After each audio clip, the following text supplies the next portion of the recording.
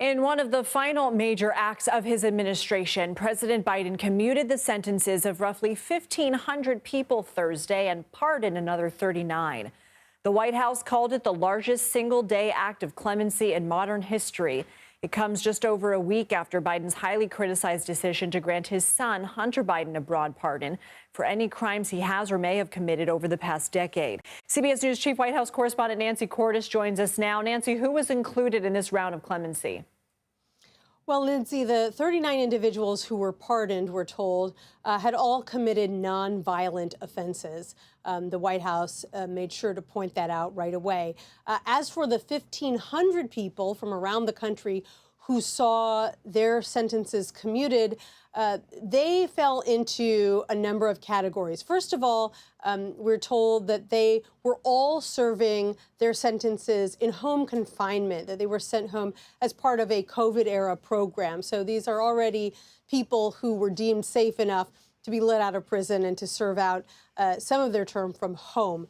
We're also told that these are individuals who had been rehabilitated into their families and had been serving the community in some way, that were working to make the community safer.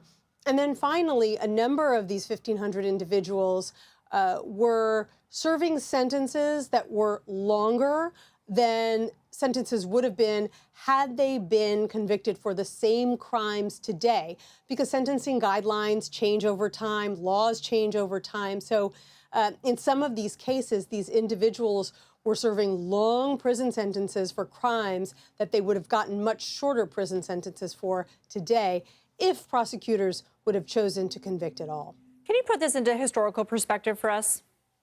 Sure. So every president has this very sacred opportunity and awesome power to commute sentences, to pardon individuals, and they typically do the lion's share of it as they are leaving office. It's kind of one of the big final items on their to-do list. And presidents all have different criteria for who they choose and why they choose them. Sometimes they are people who are supporters or friends. In Biden's case, a family member, his son. That has happened before as well.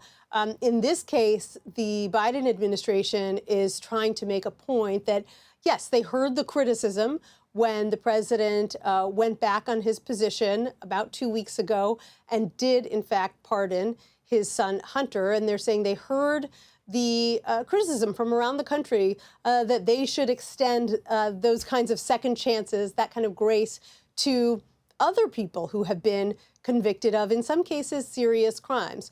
And so this is the first batch, but they insist that there will be more individuals that do get granted clemency before President Biden leaves office, because they believe in those second chances, and they're still combing through all the potential pardoned and individuals and commuted sentences to figure out how many more will make it onto that list. Nancy Cordes, thank you.